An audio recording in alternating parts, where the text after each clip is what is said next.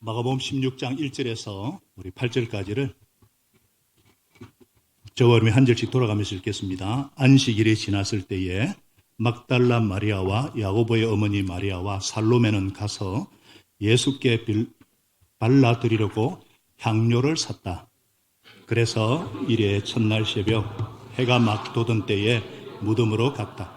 그들은 누가 우리를 위하여 그 돌을 무덤 어귀에서 굴려내 주겠는가 하고 서로 말하였다. 그런데 눈을 들어서 보니 그 돌은 엄청나게 컸다. 그 여자들은 무덤 안으로 들어가서 웬 젊은 남자가 흰옷을 입고 오른쪽에 앉아있는 것을 보고 몹시 놀랐다. 그가 여자에게 나사렛 사람 예수를 찾고 있지만 그는 살아나셨소. 그는 이게 계시지 않소. 보시오. 그를 안장했던 곳이요. 그러니 그대로는 가서 그의 제자들과 베드로에게 말하기를 그는 그들보다 먼저 갈릴리로 가실 것이니 그가 그들에게 말씀하신 대로 그들은 거기서 그분을 볼 것이라고 하시오. 그들은 뛰쳐나와서 무덤에 또 도망하였다. 그들은 벌벌 떨며 넋을 잃었던 것이다. 그들은 무서워서 아무에게도 아무 말도 못하였다. 아멘. 부활하신 예수, 살아계신 주님, 이런 제목으로 말씀의 은혜를 나눕니다. 여러분 기쁘시죠? 행복하시죠? 이유가 뭐예요? 그래요. 우리가 이렇게 기뻐하고 행복해하고 예배드리고 즐거워하는 이유가 뭐예요? 바로 예수님께서 부활하셨기 때문입니다. 살아계신 예수님 때문이죠. 그래요. 제가 목사로서 가장 보람되고 기쁘고 의미 있게 생각할 때가 언제냐? 오늘 같은 부활절 예배 그리고 장례 예배를 섬길 때입니다. 장례식을 집례할 때인데 정말 슬퍼하고 고통하는 유족들에게 부활이요 생명이신 예수님을 전할 수 있기 때문입니다. 어떤 인간의 말로 위로할 수 있겠어요? 사람의 죽음은 가장 큰 충격인데 더구나 사랑하는 가족, 사랑하는 이의 죽음은 더 큰 충격으로 다가오잖아요. 제가 아는 어떤 자매는 사랑하는 엄마가 갑자기 사고로 돌아가셨어요. 그래서 충격을 받아서 3, 4일째 혼수 상태에 빠졌어요. 그 충격을 이기는데 수년이 걸렸습니다. 그러나 그런 그들에게 다시 만날 수 있다는 소망, 죽음이 끝이 아니라 이거보다 더 큰 부활의 영광, 부활의 주님이 계신다는 이 소식만큼 위로가 되고 기쁨이 되고 능력이 되고 생명이 되는 소식이 어디 있겠습니까? 할렐루야. 할렐루야. 지하싱에서 왔군요. 중국에서. 여러분 가운데 아직도 해결되지 않은 슬픔의 문제를 가지고 계신 분이 계시다면 또 죽음에 대한 어떤 두려움이 있는 분이라면 과거에 대한 어떤 상처와 해결되지 않는 어떤 그런 고통 가운데 힘들어하는 분이 계시다면 부활하신 예수님을 만나시기를 바랍니다. 죽음을 이기시고 부활하신 예수님만이 참된 위로가 되시고 참된 소망이 되시고 참된 생명이 되시기 때문입니다. 그런데 말이에요. 그런데 문제는 정말 예수님의 부활이 믿어지느냐 하는 겁니다. 믿어지세요? 옆에 분에게 정말 믿어지세요? 물어보세요. 정말 믿어지세요? 예수님 부활이 믿어지세요? 믿어지니까 여기 왔지. 근데 여기 계신 분 중에 예수님의 부활을 믿지 못하는 분이 계실 거예요. 특별히 나는 하나님은 믿겠는데 예수는 못 믿겠다 하는 분들은 예수님의 부활을 믿지 못해서 그래요. 만일 여러분 중에 예수님의 부활을 믿지 못하는 분이 계시다면 너무 염려하지 마세요. 괜찮아요. 예수님의 제자들조차도 예수님의 부활을 목격한 제자들조차도 부활을 믿는데 굉장히 애를 먹었어요. 오늘 놀랍게도 부활의 첫 목격자들, 그들조차도 예수님의 부활을 믿지 못했어요. 저는 성경에 이렇게 기록이 어설프다는 것이 굉장히 놀랍고 또 위로가 됩니다. 아니, 부활을 믿게 만드는 것이 신약 성경을 기록한 목적이라면 어떻게 이렇게 허술하게 기록할 수가 있어요? 예수님은 말씀하신 대로 부활하셨군요. 예수님이 부활하신 걸 단번에 믿게 되었다든지, 이게 너무 기뻐서 막 날뛰고 막 춤을 추었다든지, 아니에요, 그게. 그게 아니에요. 보실까요? 죽은 예수님의 시신에 향유를 발라드리려고 무덤으로 가고 있었어요.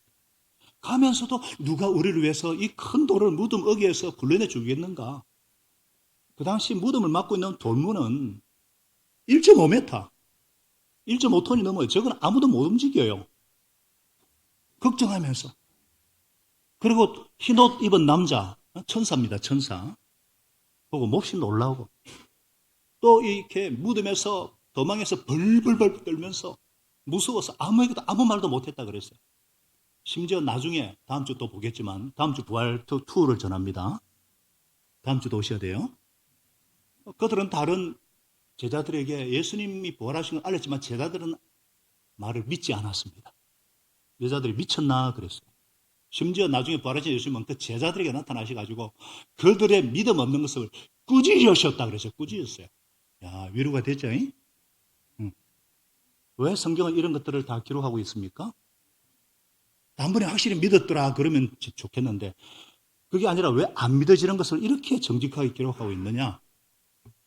이 부활은 쉽게 믿을 수 있는 사건이 아닙니다. 인류 역사상 유일무이한 사건, 우리 이성으로 경험으로 절대로 이해할 수 없는 사건. 이들은 예수님을 인간적으로 사랑했지만 부활을 믿은 건 아니에요. 인간적으로 사랑한다고 해서 예수님 믿어지는 거 아닙니다. 아닐 수 있어요. 예수님을 여전히 사랑할 수는 있지만 안 믿어져요. 여전히 교회는 다니는데 예수를 믿어서가 아니라 그냥 예수님이 좋은 분, 성경 말씀이 좋은 말씀이 많고 또 교회 다니는 분 보니까 이렇게 선하게 생겼고 해코지 하는 분이 없는 것 같고 사람 만나는 게 좋아서 사람 만나러 오는 게 좋아가지고 교회 밥도 그냥 먹어보니까 맛있더라고. 그래서 그냥 교회 다닐 수 있어요. 그냥 다닐 수 있어요. 그런 분은 교인은 될 수 있을지 모르지만 예수 제자는 될 수 없습니다. 능력 있는 크리스찬은 될 수 없습니다. 능력 있는 부활의 정의는 될 수가 없습니다. 어떤 분은 평생 NGO 기독교 단체에서 열심히 봉사를 했어요. 근데 이 사람의 궁금증은 왜 이렇게 하나님이 살아계시면 악이 존재하는가? 아프리카 저 아이들은, 인도의 저 아이들은 왜 저렇게 죽어간 것을 보고도 하나님은 가만히 계시는가? 그래서 이 사람은 죽는 날까지 예수님을 사랑했어요. 예수님만한 분은 없는 거예요. 이렇게 매력적이고 이렇게 가장 뛰어난 인간 예수. 우리도 그런 신앙생활을 할 수 있습니다. 윤리적이고 도덕적이고 율법적인 종교 활동을 할 수 있어요. 진짜 힘듭니다. 그런 신앙생활. 안 그래도 바빠 죽겠는데. 자, 이 막달라 마리아 여인들 보십시오.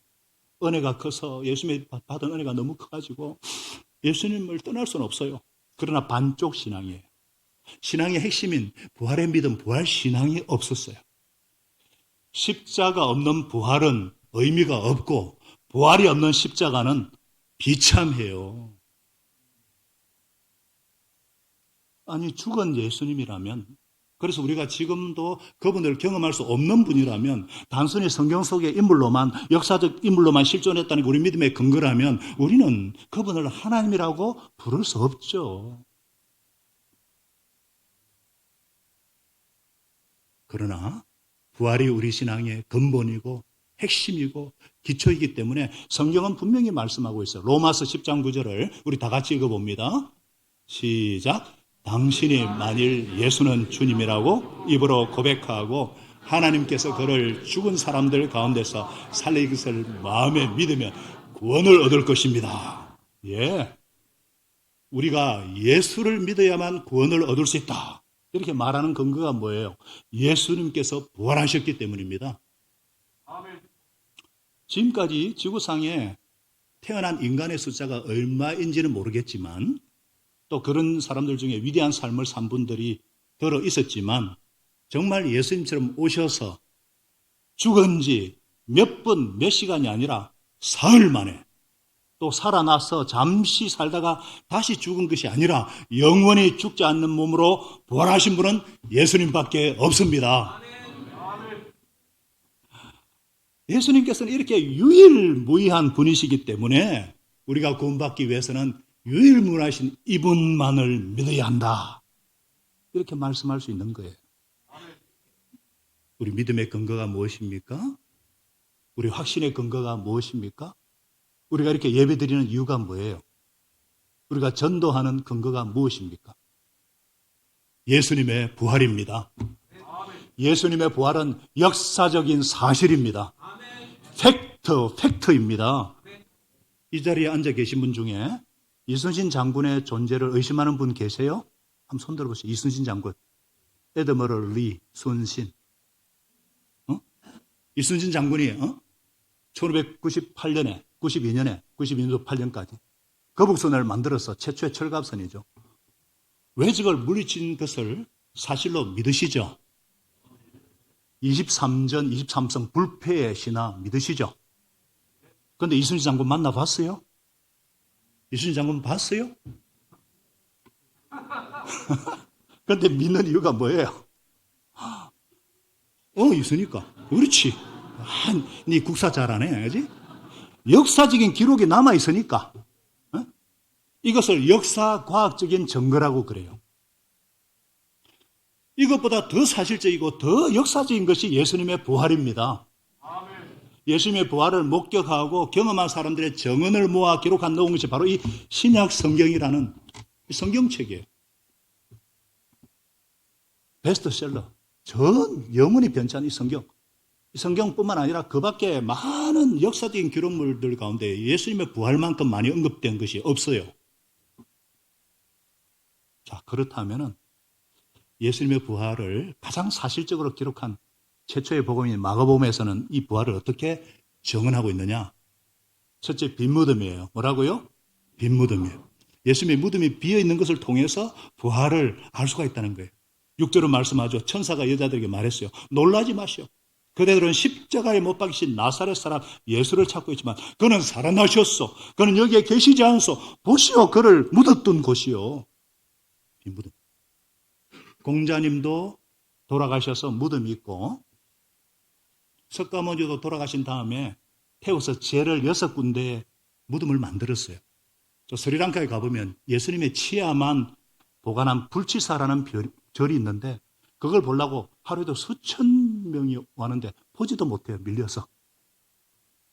치아 그게 뭐라고 치아 보려고. 마음에서 또 무덤이 있고요.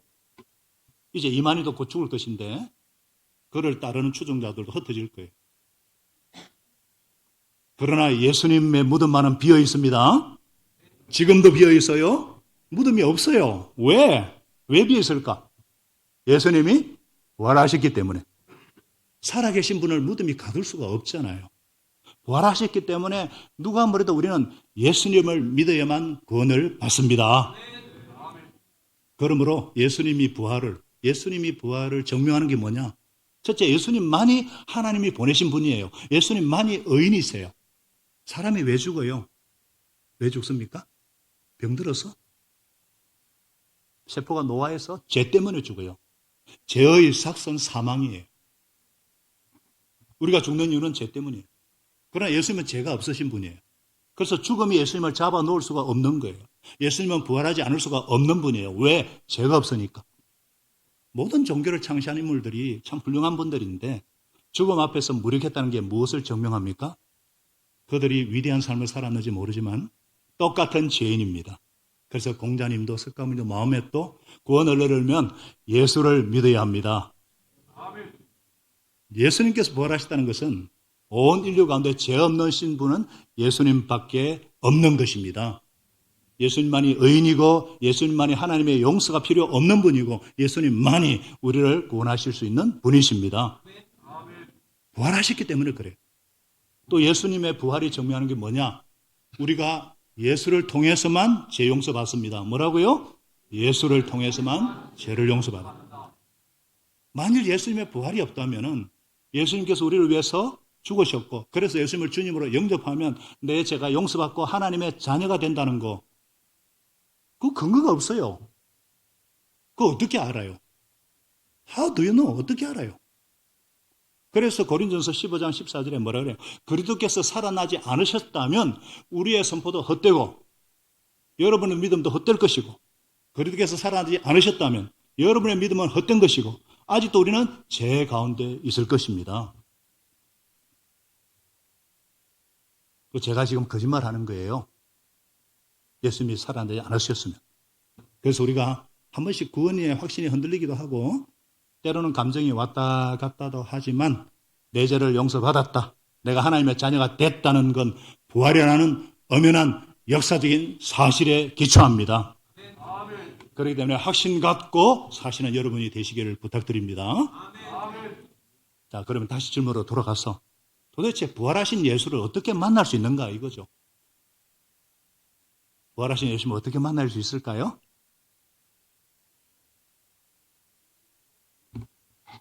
부활하신 예수님이 먼저 인격적으로 찾아와 주십니다. 성경 말씀을 통해 찾아와 주십니다. 6절에 그는 살아나셨어. 그는 여기 계시지 않고 보시오. He is not here. He has risen. 지금 살아있다는 거예요. 부활하신 예수님은 무덤에 계시지 않습니다. 무덤 같은 죽음이 지배하는 곳으로부터 떨치고 일어나셨어요. 죽음이 지배하는 곳에 더 이상 머물러 있지 않습니다. 죽음으로부터의 자유, 죽음에 대한 죽음, 사망에 대한 사망 선고. 할렐루야. 예수님은 부활의 첫 열매가 되셨어요.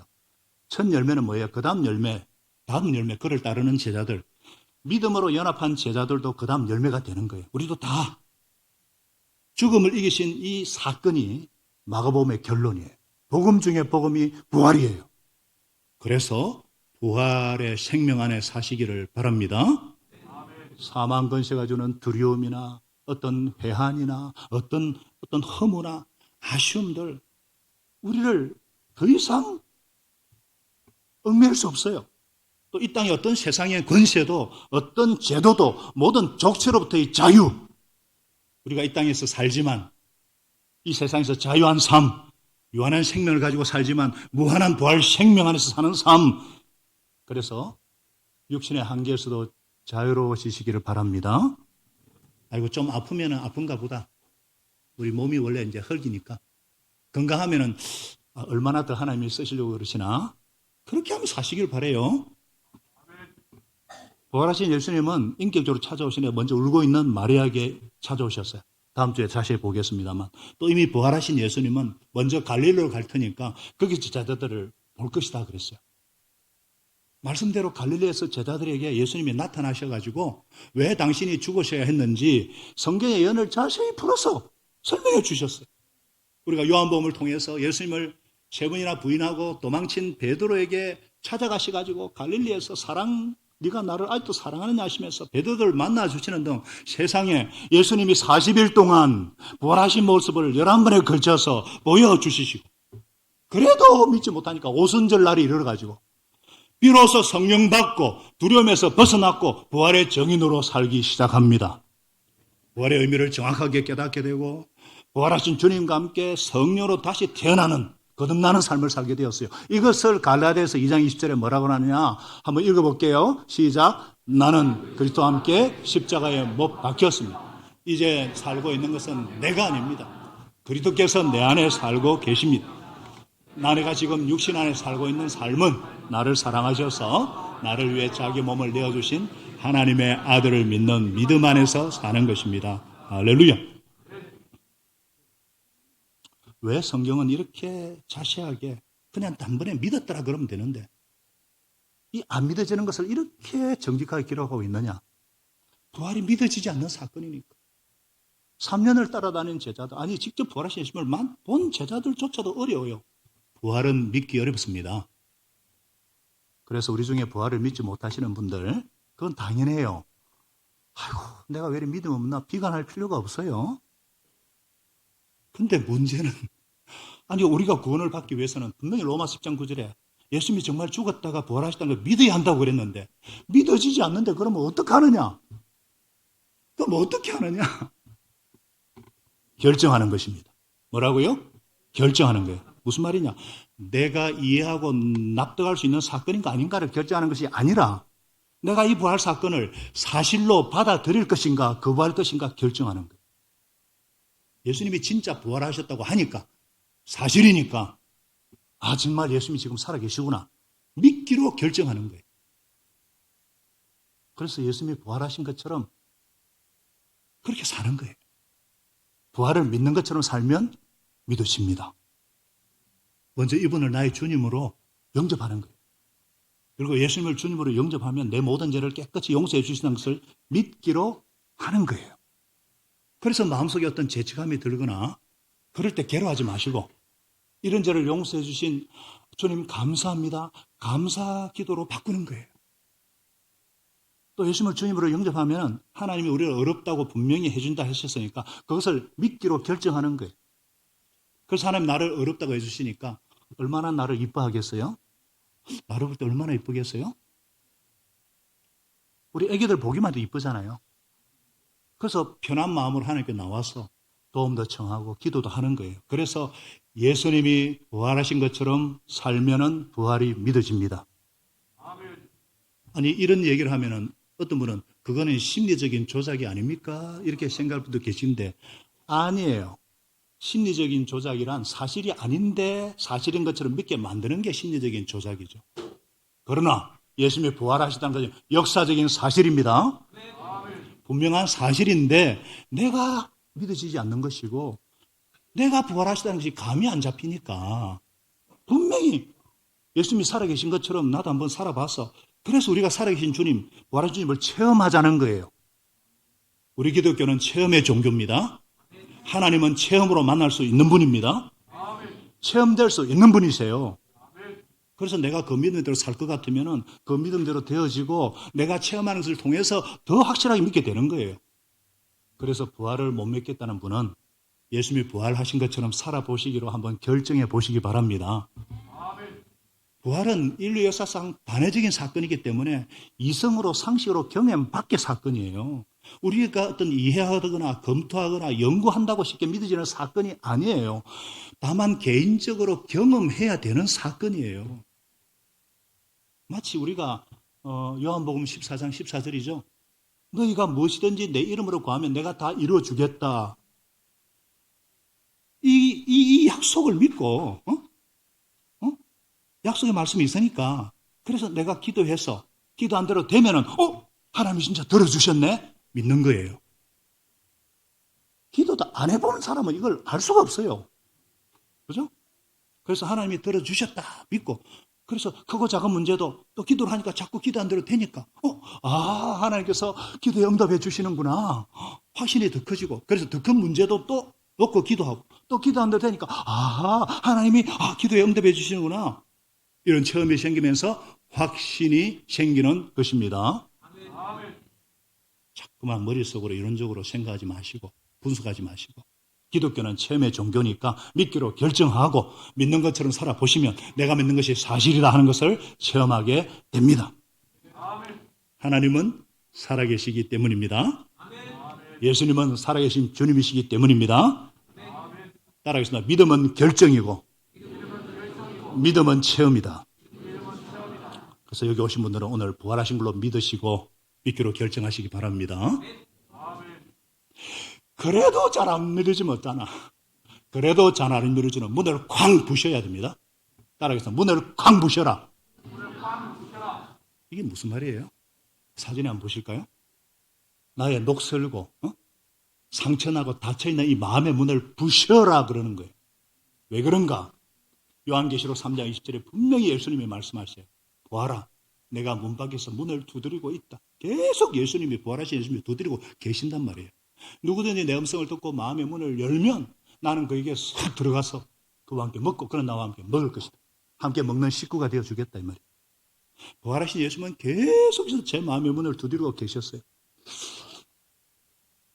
제가 예수님 영접할 때 제가 20년 동안 마음의 문을 닫고 예수님을 문전박대한 것을 회개를 했어요.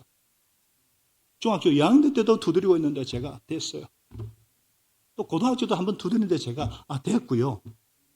대학생 때 비로소 내 의지보다 주님의 의지가 더 크신 거예요. 내 마음의 문을 조금만 열면 주님이 들어오십니다. 성령님으로 들어오시는 거예요. 그래서 어떤 상처와 병적인 의심과 녹이 쓴 문, 이 닫힌 문을 그냥 꽝 부셔버려야 돼요. 마치 천군 천사가 큰 지진이 일어나서 돌문이 깨지고 굴러가듯이 마태복음은 그렇게 돼 있어요. 지진이 일어나거든요. 여러분 마음의 영혼의 지진이 일어나야 돼요. 예수님은 부활하셨습니다. 2000전의 무덤을 깨고 부활하셨다는 것은 그가 더불어 지금도 살아 계신다는 거예요. 살아계신 주님은 우리와 더불어서 성령으로 교제하시고 성령으로 함께 계십니다. 그래서 부활하신 예수님은 세상 끝날까지 너희와 항상 함께 있을 것이다 말씀하시는 거예요. 그래서 정말 예수님을 믿기로 결정하면 하나님의 자녀가 되는 특권을 주시고 아멘. 성령으로 다시 태어나게 하시고 아멘. 확신도 주시고 담대한 믿음의 사람이 되게 하시고 환희의 사람이 되게 하십니다. 저와 이 자리에 계신 분들은 이 믿기로 결정하고요. 굳어진 마음의 문을 부수고 성경을 공부하고 묵상하고 말씀에 근거해서 기도하다 보니까 부활도 깨닫게 하시고 부활을 체험하게 되었고 예수님을 나의 하나님으로 고백하게 되었고 천국에 대한 확신도 가지게 되었고 예수님처럼 나도 부활한다. 부활의 주님과 동행하는 삶이 일상의 삶이 되어지는 것입니다. 그래서 이 부활을 확신함으로 능력 있는 증인의 삶을 살게 하시는 거예요. 예수님처럼 우리도 부활할 것이기 때문에 오늘이 중요하고 과거의 후회도 아니고 미래의 염려도 아니고 오늘이 중요하고 이 땅의 어떤 현실 이해관계에서 얽매긴 좁은 삶을 살지 아니하고 정말 그리고 날마다 죽을 수 있고 왜? 날마다 부활하기 때문에 아멘이죠? 아멘. 영원한 부활 영생을 소망하게 하시고 아멘. 견고하고 흔들리지 않고 주님의 선한 일을 더욱 많이 할 수 있게 되는 것입니다. 아멘. 사랑하는 형제자매 여러분, 미래로 교인들이요, 그리고 브라더 앤 시스터스, 예수님은 죽으시고 부활하신 것은 역사적인 사실입니다. 비어있는 무덤이 증거하고 제자들의 변화된 삶이 증언하고 있고 제자들의 증언으로 기록된 성경이 적혀 있고 저를 비롯한 많은 사람들이 부활하신 예수님을 믿기로 결정해서 그분을 체험하고 만났습니다. 저와 여러분이 살아계신 주님을 영접하셨으면 이제는 예수님이 내 인생의 주인인데 어려운 가운데 그냥 두시겠어요? 위험 가운데 그냥 두시겠어요? 고난이 무한정 괴로워지도록 그냥 모른 채 하시겠어요? 부활하신 예수님을 신뢰하셔야 합니다. 믿음으로 사셔야 됩니다. 부활하신 예수님은 살아계신 주, 나의 주님, 나의 하나님이십니다. 부활하신 예수님을 찬양합니다. 부활하신 예수님을 찬양합시다. 다 같이 일어나겠습니다. 우리 살아계신 주님을 찬양하겠습니다. 우리 인도 또 베트남에서 온 우리 형제자매들이 찬양했지만 우리 모두가 부활하신 주님을 찬양합시다.